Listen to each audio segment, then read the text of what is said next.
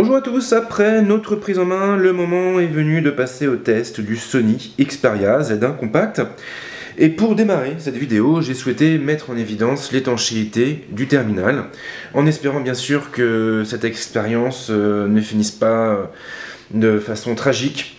Grosse pensée d'ailleurs pour le directeur d'Arcos qui a réussi quand même à flinguer l'un de ses téléphones en procédant à une démonstration du même type. Quoi qu'il en soit, normalement tout devrait bien se passer puisque le Z1 Compact est censé pouvoir survivre à des immersions à condition qu'il ne dépasse pas le mètre de profondeur et que la durée d'immersion n'excède pas les 30 minutes. Ce qu'on peut dire également sur ce téléphone, eh bien, c'est qu'il est quasiment identique au Xperia Z1. On retrouve à peu près la même fiche technique avec un processeur Qualcomm Snapdragon 800 cadencé à 2,3 GHz, un processeur qui est épaulé par un GPU Adreno 330 et par 2 Go de mémoire vive. Là-dessus, on a aussi 16 Go d'espace de stockage, un port pour carte micro SD, bien sûr, et puis surtout quand même pas mal de choses au niveau du module photo. Là, en effet, on se retrouve avec un capteur Exmor RS de 20,7 millions de pixels. On a aussi une puce de traitement Bionz et une optique Gen-Lens qui pourra ouvrir à 2.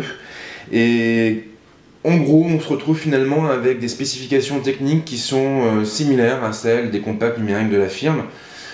Et c'est quand même quelque chose d'assez bluffant, puisque tous ces composants-là sont réunis dans un boîtier qui est quand même extrêmement petit.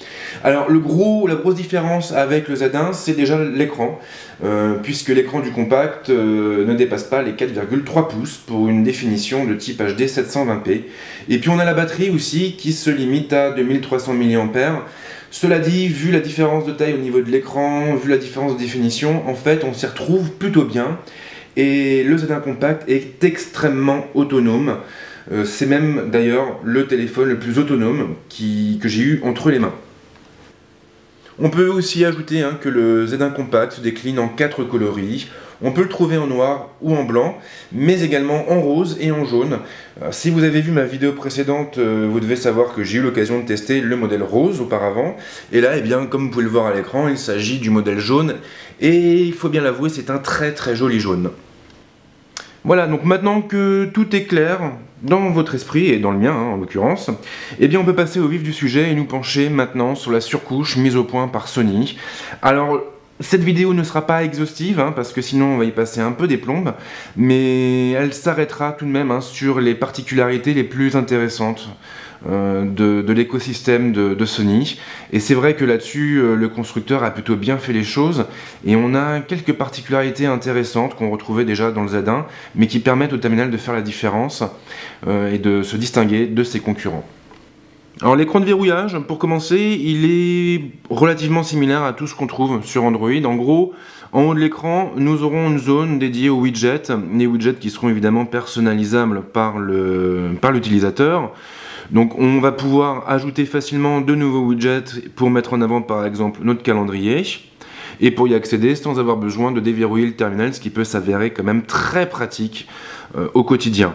On a également sur la droite un raccourci vers l'appareil photo, ou plutôt vers l'application en charge de l'appareil photo.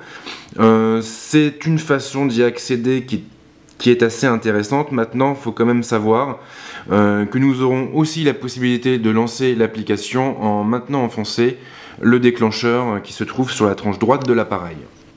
Au niveau des écrans d'accueil, c'est toujours le même principe. On a différents écrans qui se succèdent et on va pouvoir coller nos widgets, mettre des raccourcis pointant vers les applications et ainsi de suite. Pour éditer ces écrans d'accueil, il suffit de faire un pinch to zoom inversé. Et là, on va avoir un nouvel écran qui apparaîtra avec en haut la liste de tous les écrans d'accueil en miniature. Et puis en bas, une barre d'outils qui va nous permettre d'insérer rapidement des widgets, des applications, de modifier les fonds d'écran ou les thèmes. Donc c'est une interface qui est relativement accessible, qui est relativement ergonomique et on ne perd pas de temps. Pour ajouter un nouvel écran d'accueil, ça se fera en allant complètement à droite ou complètement à gauche. Sur chaque écran d'accueil, ou plutôt sur chaque vignette, on aura en haut deux boutons. Le premier nous permettra de définir l'écran d'accueil comme écran d'accueil par défaut, donc ça sera notre page de démarrage en quelque sorte. Et le deuxième, lui, il va servir à supprimer l'écran d'accueil Donc ça, si vous avez déjà eu l'occasion d'avoir un Z1 entre les mains, vous ne devriez pas être pris au dépourvu puisque c'est exactement le même principe. Android oblige, nous avons évidemment droit à un centre de notification. Ce centre de notification se divise en plusieurs zones distinctes. Donc déjà, tout en haut, nous allons avoir 2 barres contenant chacune 5 icônes. Ces icônes vont nous permettre de prendre la main sur les réglages rapides. On va pouvoir activer ou désactiver le Bluetooth, le Wi-Fi, le mode avion et ainsi de suite. Alors, le petit souci, c'est que au maximum, on pourra simplement caser 10 icônes et pas une de plus. Donc là, on est quand même sur, je dirais, une fonction un peu plus limitante que du côté de chez LG ou Samsung, puisque sur les surcouches de ces derniers, tous les raccourcis rapides sont intégrés à la même barre, une barre qui défile dans un sens ou dans l'autre, ce qui est quand même assez pratique, puisque là on n'a pas de limite au niveau du nombre d'icônes affichées. Sinon, en dessous, nous avons un rappel de l'heure, un rappel de la date, donc nous sommes le mardi 4 mars 2014, et il est 14h19, c'est fantastique. Ici, un bouton effacé pour supprimer toutes les notifications qui sont générées par les applications installées sur le terminal. Donc là, évidemment, tout va dépendre de ce que vous avez configuré sur votre smartphone. Mais voilà, je dirais que le concept ne change pas. Les notifications apparaissent ici. Et si je veux les supprimer, je tape là. Pour afficher toutes les applications installées sur le terminal, c'est pas compliqué. On tape sur cette icône et on a le drawer qui apparaît à l'écran. Donc là, le principe reste le même qu'à chaque fois, c'est-à-dire qu'on a tous les raccourcis de nos applications, enfin toutes nos applications qui sont répartis sur différents écrans et on n'a qu'à défiler dans un sens ou dans l'autre pour aller les chercher, pour naviguer. Alors ce qui est pas mal, c'est que Sony a intégré une barre latérale qui apparaît quand on glisse complètement vers la gauche. Et là, donc, dans cette barre latérale, on va trouver différentes options. On aura tout là-haut un bouton qui permettra de lancer une recherche. Donc ça, c'est pratique quand on connaît le nom de l'application qu'on recherche. Ensuite, nous avons un bouton pour désinstaller les applications. Donc si je tape dessus, en gros, ça veut dire quoi? Ça veut dire que je vais pouvoir virer toutes les applications qui ne me plaisent pas, comme là, par exemple, Anydo. Si j'ai envie de le virer, je valide le message, j'accepte le message et hop, l'application a disparu. Ensuite, on aura une série de plusieurs filtres qui permettront de modifier l'ordre d'affichage des applications. On pourra en gros opter pour un tri personnalisé, pour un tri alphabétique, faire remonter uniquement les applications les plus utilisées, donc celles sur lesquelles on passe pas mal de temps, ou uniquement les applications installées par l'utilisateur. Si on choisit cette option, ça veut dire que toutes les applications qui sont installées nativement sur le terminal n'apparaîtront pas à l'écran et en fin de compte, ça nous permettra quand même de trouver plus facilement ce qu'on recherche. Et puis tout en bas, nous aurons 2 boutons pour accéder soit au Play Store, soit au Sony Select. Donc là, ces boutons sont grisés puisque je suis en mode désinstallation. Si je désactive le mode, je les vois bien apparaître à l'écran. Sony, comme beaucoup de constructeurs, n'a pas souhaité intégrer de boutons physiques à la façade de ces terminaux. Et le Z1 Compact se contente de boutons tactiles qui sont gérés directement par Android, des boutons qui apparaissent ici. C'est plutôt sympa, c'est plutôt joli, mais il y a quand même 2 inconvénients majeurs. Le premier, c'est que ces boutons ne sont absolument pas personnalisables.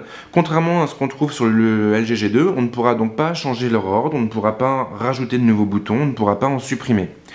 Et le second défaut, c'est que cette barre, ce bandeau, restera apparent, y compris lorsque nous lancerons une application. Donc le mieux, je pense que c'est que je vous montre concrètement comment ça se passe. Je vais démarrer Dead Trigger 2. Et là, vous pouvez voir, ici, qu'on a toujours le bandeau. Les boutons ne sont plus représentés par leur pictogramme, mais par des petits ronds plutôt discrets, qui nous permettent en tout cas de savoir qu'ils sont bien présents à cet endroit. Alors c'est un peu dommage, c'est vrai que sur l'écran d'un Z1, un écran de 5 pouces, ça peut passer. Maintenant sur le compact, on a un écran de 4,3 pouces. Et ce bandeau, malgré tout, eh bien, il va réduire considérablement la surface d'affichage. Et c'est un petit peu dommage quand même. Alors bien sûr, derrière, on a le droit à du multitâche pour gérer les différentes applications qui sont en cours d'exécution. Pour accéder au multitâche, il n'y a pas 36 manières, il suffit d'appuyer sur ce bouton. Et là, on voit apparaître des miniatures symbolisant toutes les applications qui sont en cours d'exécution. Pour fermer une application, on la prend et on la glisse dans un sens. ou dans l'autre. Donc c'est plutôt fluide, c'est plutôt sympathique, mais c'est pas le seul intérêt du multitâche, puisqu'on va aussi avoir une barre d'outils ici, qui va nous permettre de lancer des mini-apps en mode fenêtré. Alors, c'est un peu le même principe que sur le LG G2 avec les Q-Slide Apps. En gros, on a ici une barre qui regroupe différents boutons. Chaque bouton symbolise une application qui peut s'ouvrir en mode fenêtré. Si je tape sur ce bouton-là, par exemple, eh bien, c'est la calculatrice qui apparaît à l'écran. Donc on a bien une fenêtre ici qui peut être déplacée où bon nous semble. Si on veut la fermer, c'est pas compliqué, on appuie sur la croix. Ce qui est assez sympa, c'est qu'on n'est pas vraiment limité en termes de fenêtres et on va pouvoir ouvrir comme ça plusieurs applications sans aucun souci. À titre de comparaison, sur le LG G2, les Q-Slide Apps sont limités à, je crois, 2 ou 3 applications en simultané. L'autre intérêt de ces mini-apps, c'est qu'on va pouvoir en créer et en générer à partir des widgets de nos applications. Alors ça c'est assez délire, donc je vais dans le multitâche, j'appuie sur la flèche pour faire apparaître toutes les mini-apps. Donc je retrouve évidemment les outils qui sont propres à Sony, avec l'agenda de la firme, avec la calculatrice de la firme, l'enregistreur de la firme, le minuteur de la firme, mais je peux aussi trouver bien les favoris de Chrome ou encore mon Gmail. Si je veux ajouter une mini-app, j'appuie sur le plus, et là je vais avoir deux solutions. Soit je vais partir sur le Play Store pour aller chercher de nouvelles applications, soit je vais créer des mini-apps à partir de mes widgets. Donc si je pars sur le Play Store, eh bien, j'ai quand même pas mal de choix. Je vais avoir des convertisseurs de devises, je vais avoir des dialers, je vais avoir un outil pour transformer mon téléphone en lampe torche, je vais avoir un autre outil pour gérer mes SMS ou mes MMS. Donc on a quand même un choix qui est assez conséquent. Je crois qu'on a à peu près, on va dire, une grosse cinquantaine d'applications. Maintenant, si on a envie, nous, de créer notre propre application, eh bien, c'est parfaitement possible. Et là, il faut simplement choisir la seconde option, les widgets. Et là, eh bien, nous n'aurons qu'à aller chercher le widget qui nous intéresse. Donc, je vais pouvoir, par exemple, aller chercher mon agenda, Cal. Je lui donne un nom, je valide, et il apparaît automatiquement dans la liste. J'appuie dessus, et j'ai bien mon petit agenda qui apparaît en mode fenêtré. Alors ça n'a l'air de rien, mais c'est quand même assez pratique puisqu'on va pouvoir faire cohabiter plusieurs applications.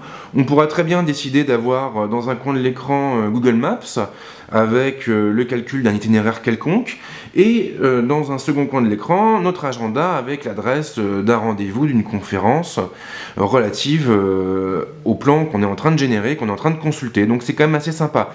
Maintenant, il faut bien l'avouer, cette fonction est beaucoup plus appréciable sur l'écran du Z1 et c'est bien normal puisque ce dernier atteint les 5 pouces contre 4 pouces 3 pour l'écran du Z1 compact. Sony a développé un écosystème assez complet au fil des années. Alors c'est un écosystème qui se traduit bien évidemment par la surcouche et par toutes ces fonctions qu'on vient de voir, mais qui se présente aussi au travers de différentes applications développées par les ingénieurs de la firme. Alors je ne vais pas vous présenter toutes les applications natives non plus, mais il faut savoir qu'elles recouvrent à peu près tous les sujets. Concrètement, on va avoir Walkman qui va nous permettre de gérer la musique avec une interface plutôt soignée, plutôt jolie. On aura l'intégration de musique Unlimited et donc du service de streaming de Sony. On a aussi Album, donc ça c'est plutôt pour les photos. Et on va pouvoir afficher toutes nos images ou aller fouiller directement dans les albums. Et si on part dans les albums, eh bien l'application sera capable de faire remonter le contenu stocké sur Play Memories, sur Dropbox et sur d'autres services. On a aussi Film, donc ça évidemment c'est pour les vidéos, je pense que vous l'aurez compris. Donc même chose, hein, c'est un lecteur multimédia traditionnel avec l'intégration de vidéo Unlimited. Et puis on a d'autres outils qui sont un peu moins versés dans le multimédia, mais qui sont quand même très pratiques. On va voir par exemple les messages. Ça c'est quand même assez pratique hein, pour relever ces messages. Alors c'est pas l'application que je préfère, et moi en l'occurrence je passe plutôt par Hangouts.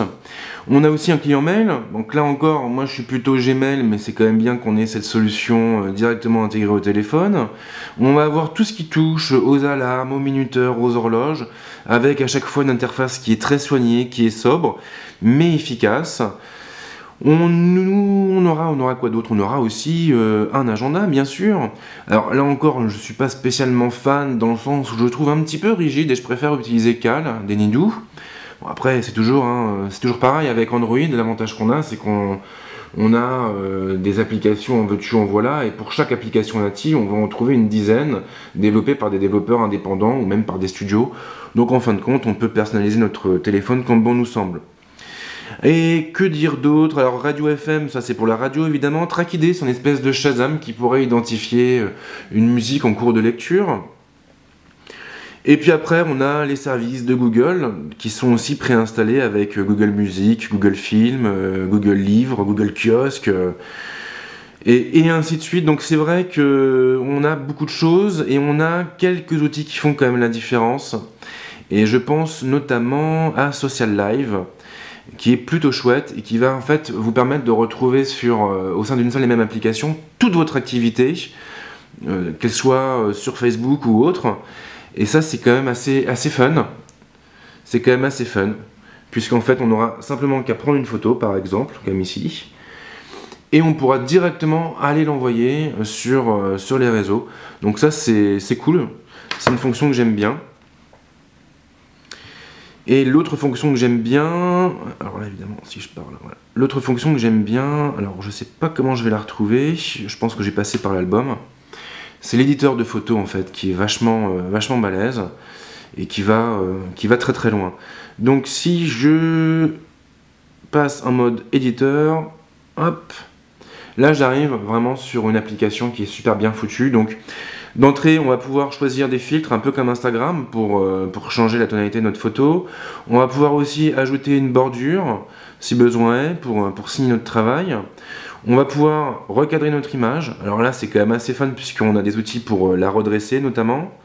On va avoir des outils aussi pour la rogner. Et là, on pourra aller chercher un format spécifique, comme le 4 tiers par exemple, qui est très adapté aux réseaux sociaux.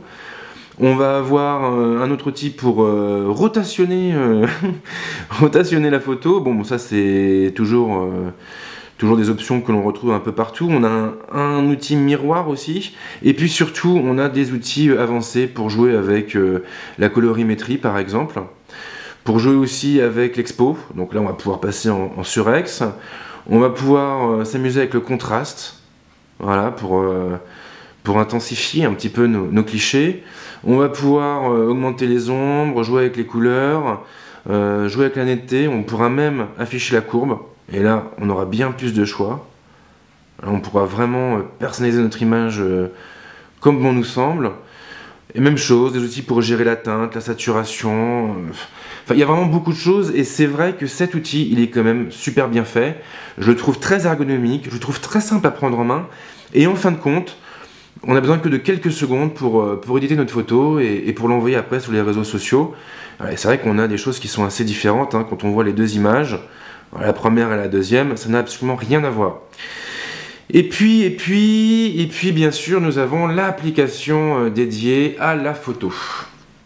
Et là, premier constat, l'interface est complètement minimaliste et on a vraiment juste l'accent qui est mis sur les commandes essentielles. Ici, par exemple, on va trouver le déclencheur pour shooter. En dessous, nous aurons le bouton qui permettra de lancer l'enregistrement d'une vidéo. Ici, un bouton pour choisir le mode. Et là, eh bien, là, on en arrive finalement à l'un des plus gros points forts de la surcouche de Sony. À savoir qu'on a une application photo qui est complètement modulaire et on va pouvoir rajouter facilement des petits outils qui nous permettront de faire pas mal de choses. Alors on retrouve toujours les modes habituels, auto supérieur, manuel, info-ray, etc. Mais on a aussi le social live par exemple pour diffuser un contenu directement sur Facebook. On aura le time shift burst, donc ça c'est un peu le mode rafale. L'effet réalité augmentée, donc ça c'est un peu gadget, mais ça peut toujours faire rigoler les copains. On aura aussi un mode effet de photo, donc ça c'est pour le faire un peu à la Instagram on va dire. Et on pourra du coup personnaliser nos clichés dès l'origine. Et on a après donc des applications qui vont s'installer en fonction de l'utilisation que nous ferons de notre téléphone. J'ai installé Evernote, donc j'ai un module Evernote qui est apparu dans la liste et qui va me permettre de shooter un truc et de l'envoyer directement dans un de mes carnets de notes. Si on a envie, on peut aussi personnaliser l'expérience et ajouter de nouveaux modules en allant fouiner dans la galerie dédiée. On aura par exemple un module dédié à Vine, donc ça c'est assez fun puisque du coup on n'aura plus besoin de passer par le client dédié et on pourra directement shooter à partir de l'application photo. On aura quoi d'autre? On aura aussi panorama en 360, on aura le motion shot.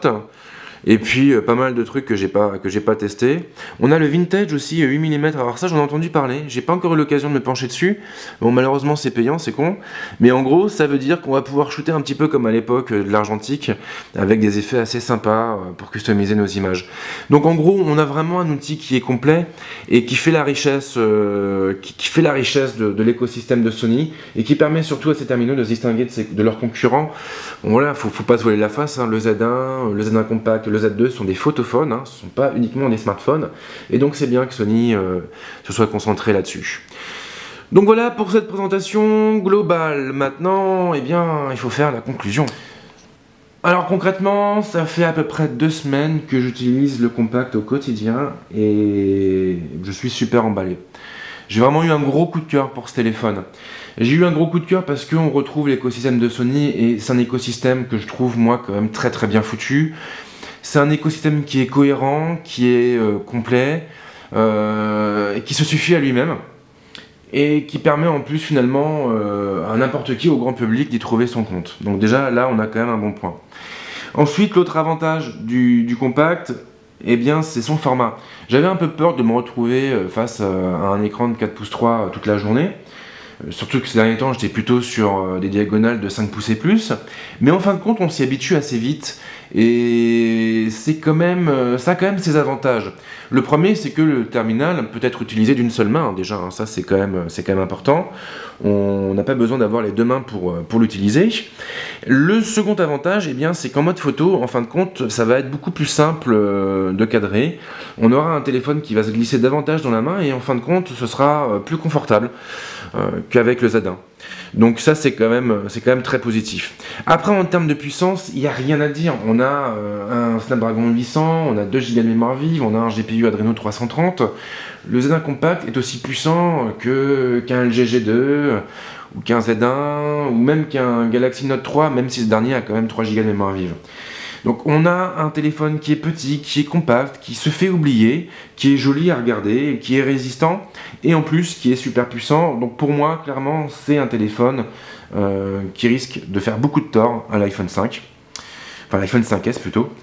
Et puisqu'on est à peu près sur le même segment, on est à peu près sur des gabarits identiques, il y a beaucoup de gens qui ne supportent pas des écrans de 5 pouces et plus, et bien ces personnes-là pourront parfaitement trouver leur compte avec le Z1 compact.